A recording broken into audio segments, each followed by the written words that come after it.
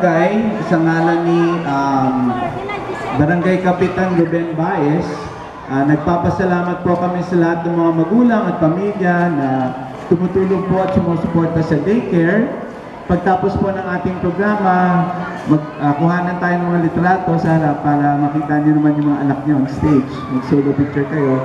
Meron din po tayong palaro at saka kainan pagtapos. So, have a good day, magandang araw sa lahat, and sana po kahit na araw-araw marami tayong lingwahe, Inchik, Filipino, English. Huwag natin kakalimutan, nakatira po tayo sa Pilipinas. Gawin natin ang lahat makakaya natin para matuto ng sariling wika. Kay Cebuano, kay Ilocano, lahat po yan ay mga wikang Tagalog at Filipino. Magandang araw po.